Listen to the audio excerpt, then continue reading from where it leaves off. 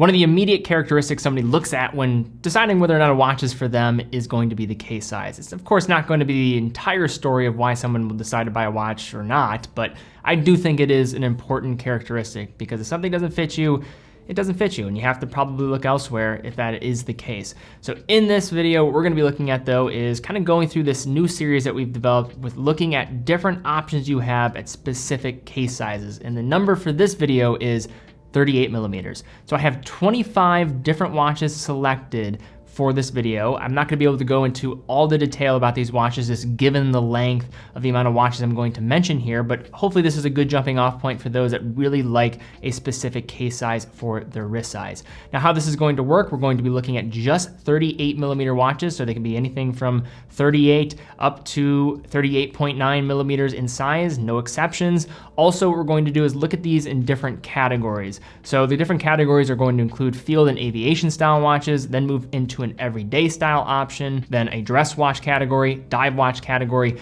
and then some sort of complication, mostly going to be a chronograph. Before we jump into this video, if you want more things beyond this really hyper fixated focus on 38 millimeters and just want watches that are maybe a little bit smaller in case size, I'd recommend our article looking at some of the best options for smaller wrists on the market. And also we have started this series with another case size first, looking at 39 millimeters. So I'll have a link to both of those, the article and the video down in the description below. Definitely go check that out. That article is going to have a wide list of things. I would certainly recommend checking that out as well. So for our first watch on the list here, we have the Bulova Hack VWI edition, but you can pretty much look at any of these Bulova Hacks. They're right around this just size. This is a traditional field watch. I like to kind of classify it as that Saving Private Ryan look, total World War II type of styling. I think these look fantastic. It is a very busy price range when you're talking about these entry-level field watches, but unlike many brands, Bulova has some great history here when it comes to actually producing watches for military action in the past for the US military. In addition to that, the specific version is the VWI edition. This was made with the Veteran Watchmaking Institute, which helps veterans, disabled veterans, in getting jobs in the watchmaking industry from servicing and repair side of things. So pretty cool. For case size here, 38 millimeters and lug to lug of 47 millimeters, going to wear maybe a little bit larger than 38, but still right in that sweet spot Miyota movement on the inside. And as the name would suggest, it does hack as well. So no worries even with that 8 series movement from Miyota here.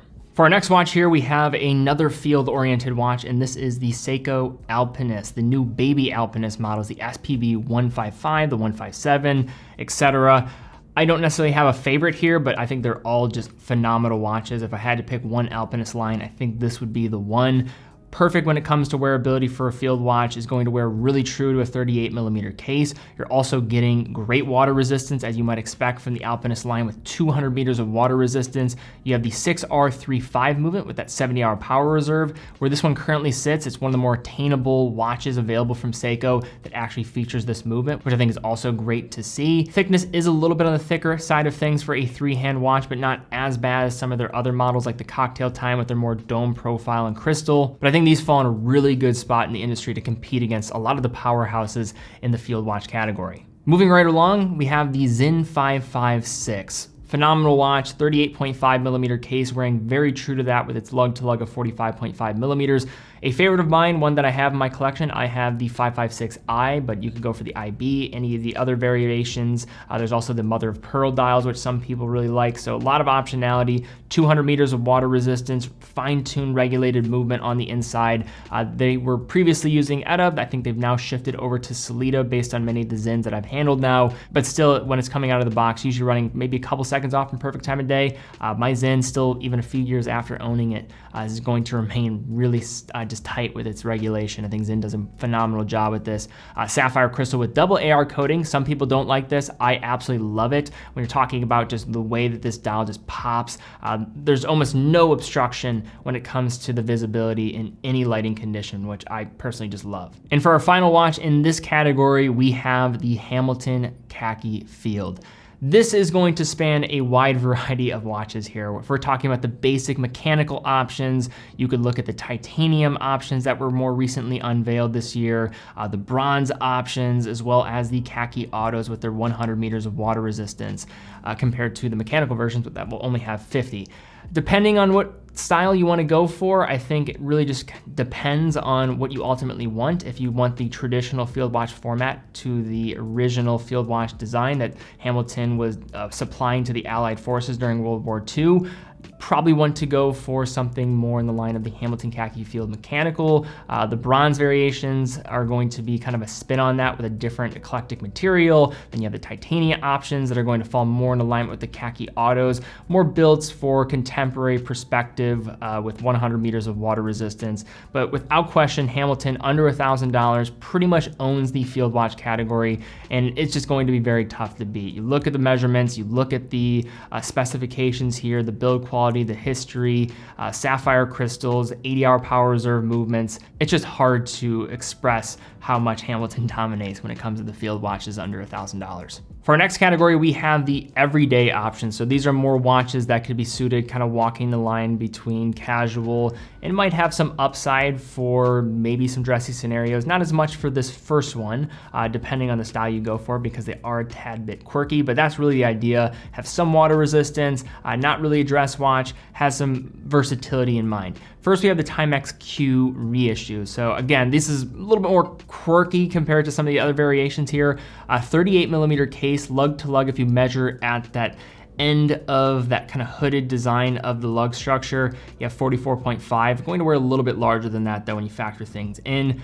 50 meters of water resistance, coarse movement with the hatch on the back for the battery replacement. So you can do this with yourself very easily. So that's nice to see. And then price range is under $200. But over the last 5 years, I think there's been 2 designs that have allowed Timex to redefine who they are, specifically to the contemporary watch enthusiasts. And I think that is looking at the Marlin as well as these Timex Q reissues. For our next watches here, we have the Nomos Club Campus Collection. Now these are available in 36 and 38 millimeters. If I had to say something that would wear more like a true 38, I'd go for the 36, but for the sake of not having any exceptions here, we're gonna just mention the 38 millimeter, 38 and a half to be exact. I think the great thing about these are going to be the price. You're talking about $1,500 to start, and for a watch that is this well made, I think it's really well positioned. 100 meters of water resistance, but with that 100 meters, you're also getting a thickness that is very tough to beat. This is going to be a byproduct of the alpha manual movement on the inside. These movements are Nomos's creations as an alternative to the Bazoo 7001. They produce these in-house. This was done as a byproduct of not getting access to an adequate amount of movements from ETA. So they basically are just like, hey, we'll show you, let's make our own movements ourselves. And now this has spun into a wide variety of in-house calibers that they're producing with their proprietary escapements, very interesting displays of power reserve indicators, date mechanisms, but really all started with these movements, and this is that entry-level option and window into that kind of more versatile sporty watch at that position. So next up we have the Tudor Royal. The Tudor Royal, somewhat polarizing. It kind of walks that middle ground of being that perfect hybrid for men and women. This one, 38 millimeters here, is going to wear pretty true to that size with a lug to lug of 44 millimeters, following more of this integrated style look when you have it on the wrist. 100 meters of water resistance, Sellita movements. So with that, you're going to have this be at the more attainable end of the spectrum for Tudor, retailing just over $2,000. Sapphire crystal, wide variety of different dial options to choose from, and a good entry door into the brand if you are a fan of this style with its more integrated look, as well as that engine turn or quasi-engine turn style bezel that you're going to get with these. Moving along, we have the Oris Big Crown Pointer Date with the Servo Volante edition. This was produced with the collaboration with a Swiss leather goods provider with Servo Volante, making the straps for these watches. These are also going to be defined by their different color palette for the dials. A little bit of lighter hues here that are very striking when you see them in person. I love the Big Crown Pointer Date in 38 millimeters. They had 40 millimeters and they're 36 millimeters, long-standing sizes in their collection, but I think just splitting the difference allows these to really accommodate a wide variety of wrists. 45.5 millimeter lug to lug, Sellita movement on the inside. This is a nice combination of classic elements infused with some modern wearability. The coin edge bezel along with the cathedral handset have become defining characteristics of these models, along with that pointer date function, which is a pretty rare complication to find in the price range of under $5,000. So moving along to that next tier here, we have the Omega Aqua Terra. These are going to be those new colorful variations released for 2022. I am a huge fan of these. I know these got some mixed feelings when they were released, but I was at the unveiling of these in Miami when they were showcasing these to the US market, and I didn't see the initial responses. I knew that the obvious thing was going to be the whole Rolex situation, but these look fantastic. When you see these in person, I think they really do pop. Some of these are going to be less vibrant than others. I think the saffron and terracotta are going to be the most eye-catching. 38mm cases, going to wear very true to that size with the help of that new bracelet that is going to have more rounded center links, that really does have some extra curvature, helps the watch breathe on the wrist. These are still rather thick at 13.2mm for a three-handed watch, so that is probably the one downside of these, but other than that, I think they're great across the board. 150 meters of water resistance, an automatic coaxial caliber on the inside. This is the 8800, so the single barrel, 55-hour power reserve version. Sapphire crystal with AR coating, double AR coating in this instance, to really allow those dials to pop. For our next watch here, we have the GP Laureato. This is a watch that has continued to get more attention as being a well-positioned watch as an alternative to some of the typical high horology watches that, of course, it is going to be pulling from. I see this as a great alternative to the AP Royal Oak Jumbo, given its size, but also its styling and still doing its own thing. This is going to be available also in a 38mm size, which I think allows it to also wear right in a nice sweet spot for those with medium to smaller wrists. 100 meters of water resistance. You have an automatic GP 03300 movement on the inside. Sapphire crystal. These for a long time were amazing pre-owned buys, but even now at the retail pricing around $12,000, given the obscene type of pricing we've seen for some of these other models out there, I think it still falls in a nice segment where some people are really going to fall in love with this. Moving along to our dress category, we have the Orient Bambino, now in 38mm. There was a 36mm option that didn't become widely available for a long time. I think the number one criticism for the Bambino, despite its beloved status, was going to be the case size. At 38mm, going to make it much more accommodating for a dress watch for different wrists out there. Thickness is still not the thinnest, but inside you have a nice automatic movement from Orient that's going to do the job. And also, typically for these entry-level movements, I find from an accuracy perspective, is usually going to outperform what you might find from Citizen or Miyota calibers and some entry-level Seiko calibers. 30 meters of water resistance, a lot to like. Price packaging under $300 for these, at least at start. Who knows if they're going to be marked down? They're not necessarily all available to the US market yet in different markets around the globe, but something to look out for, and I think worthy of mentioning for a video like this. Next, we have a powerhouse in the world of contemporary 20th century design, and that is with the Junghans Max Bill Auto. A favorite on this channel. I've covered it many times. The Max Bill design language is something that I fell in love with initially when I saw it, and I've never moved away from loving this watch in this design style. 38mm case, thickness at 10mm. Lug to lug is also going to be very condensed down, which is nice to see. So pretty much is going to be all dial. When you know the wall clock history that the Max Bill wall clock and where this kind of watch, the genesis of this watch came from, I think that makes it especially cool because it emulates that idea. And the cool thing about these now is there are going to be sapphire crystal available versions, and they did a wonderful job in emulating the vintage hue that comes with the acrylic crystals in the past and adapting this sapphire that's going to have, of course, more resistance against scratches. And I know was a big criticism of these watches for a long time. So if that was you and that was the one thing holding you back from buying these watches in the past, good news, you have something to look forward to. So we've already looked at Hamilton on this list here, but I want to jump back to them again for the dress category for the Intramatic Champagne Edition.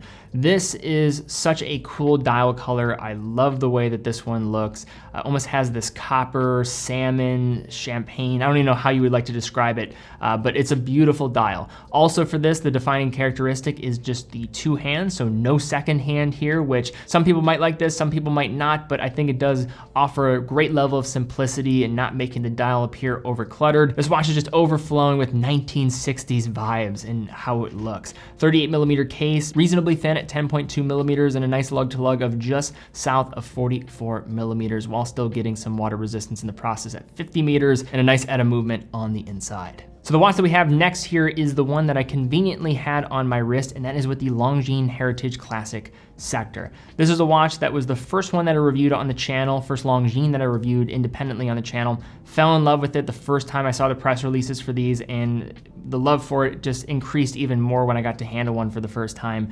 A beautiful watch, the symmetry, the fact that it's so simple, yet it does make a statement. Very rarely have I seen the sector dial get pulled off in this manner. There are, of course, more attainable sector dials and more expensive sector dials on the market, but I think where this one falls, you look at the heritage that Longines has in their archive and bringing this watch back, or this design back, it just makes a ton of sense, and I think they stuck the landing beautifully. 38.5 millimeter case, reasonably thin, but not so thin. That's probably the only thing I would say about this watch. It just feels like it should be like an ultra thin type of watch, but still don't, I think too much about that. It is still rather thin on the wrist at under 11 millimeters. Lug to lug of 47 millimeters, so probably wears closer to a 39 millimeter case, and a very reliable movement on the inside with that sub-seconds at the 6 o'clock, 70 plus hour power reserve, and a sapphire crystal that has this box nature and effect to it. Moving right along, we have Grand Seiko next with the SBGW 259. So this is a watch that looks back to their watchmaking of the 1960s, actually 1960,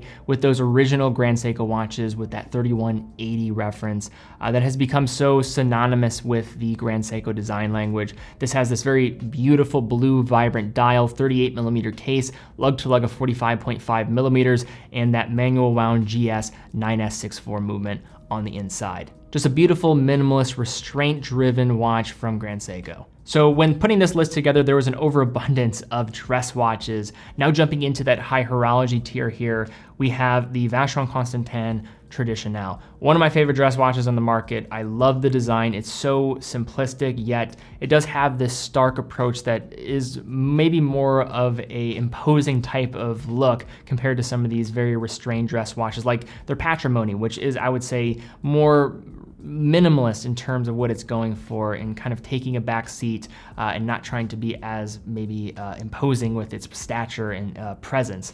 This watch, why I kind of say that, is mostly going to be the markers, the layout of the dial, and then also the central hands that have these mixed polishing and satin brushed sides that have that center line facet that's going to split them apart. This helps with legibility and really allowing that polished side to pop. I just love how they're able to do this. It's become a defining characteristic that I think of when I look at these watches.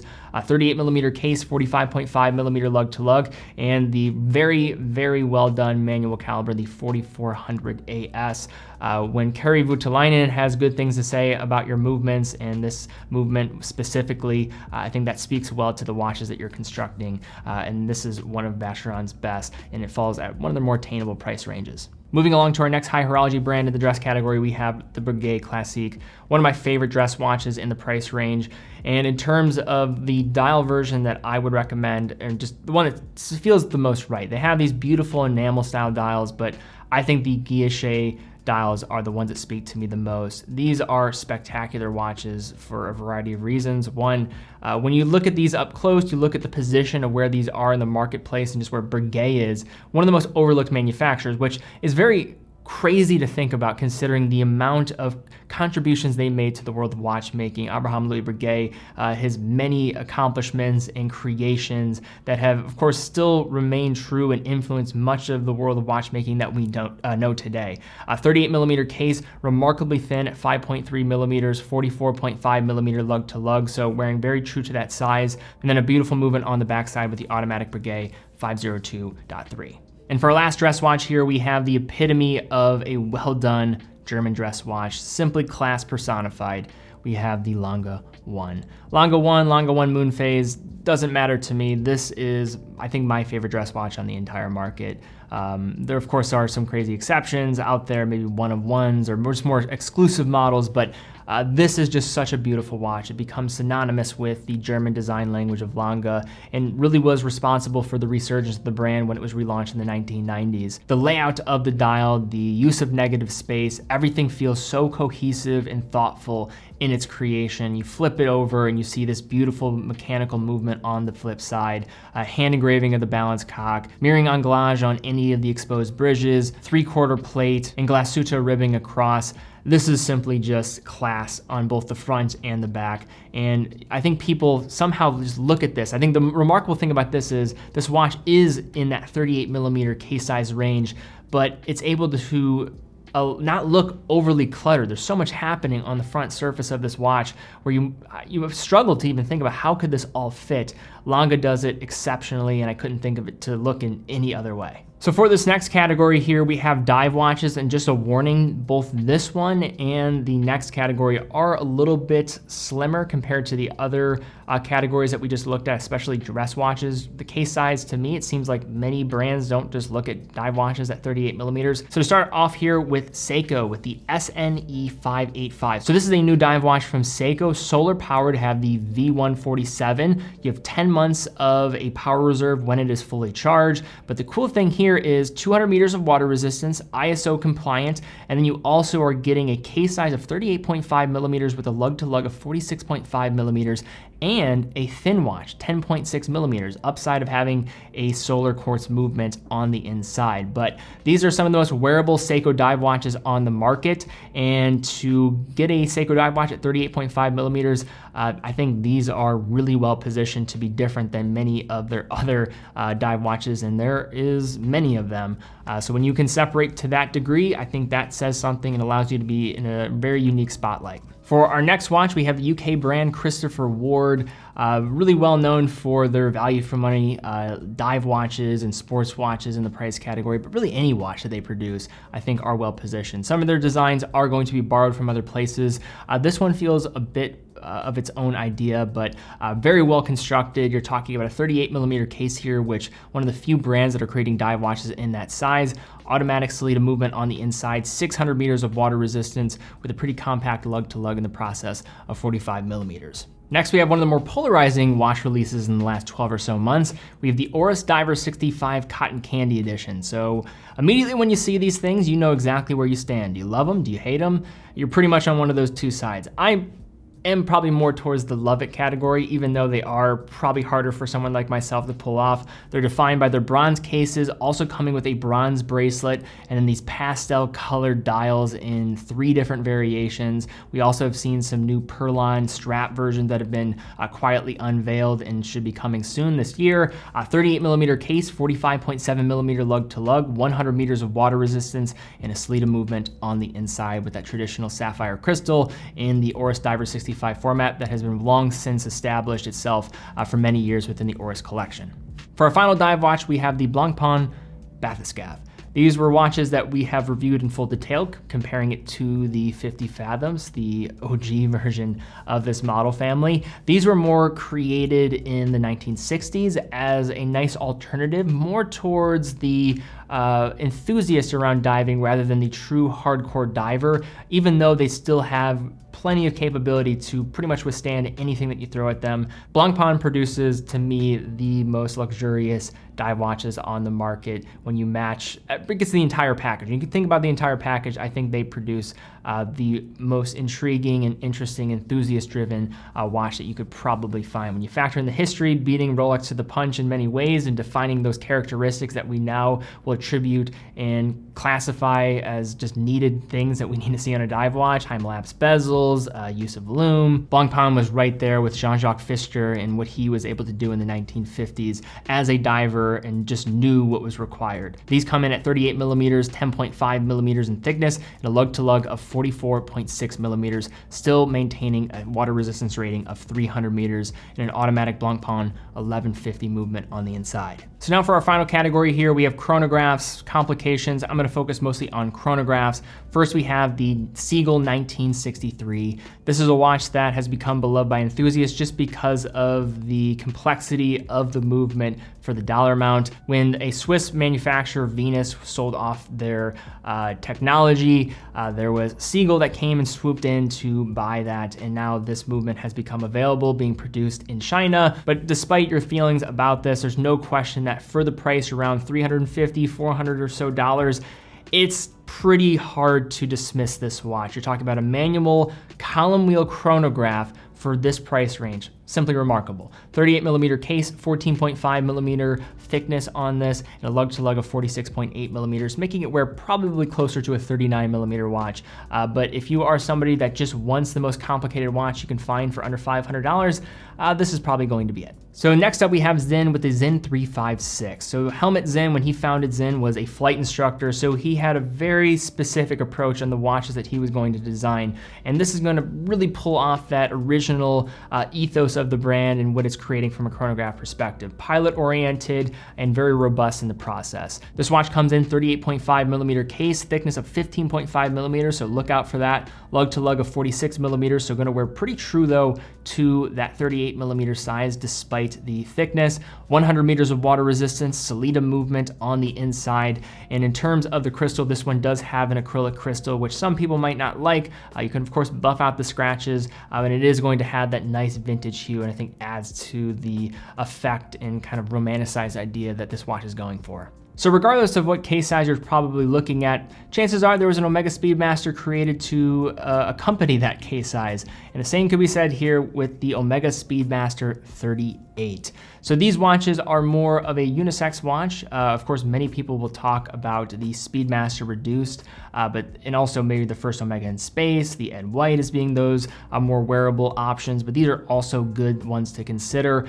These are going to be rather thick. You're talking about 15 millimeters thick here, but 44 millimeter lug to lug, 100 meters of water resistance, and a pretty interesting movement with their Omega 3330. So this is a movement that is going to use the Valjoux 7753 architecture. It's going to add a column wheel. You're also getting a coaxial escapement here, COSC certification in the process as well. So a lot of modifications happening here. It allows it to fall right in that entry-level price point for Omega for $5,000. And now our final watch here, we have the Zenith Chronomaster Original. So this is the A386 stainless steel newer variant for the model family. I adore this watch. I personally own one. I think it's such a cool and well-positioned watch. And you're looking for a watch, and why I love it is it's different. It's kind of an underdog.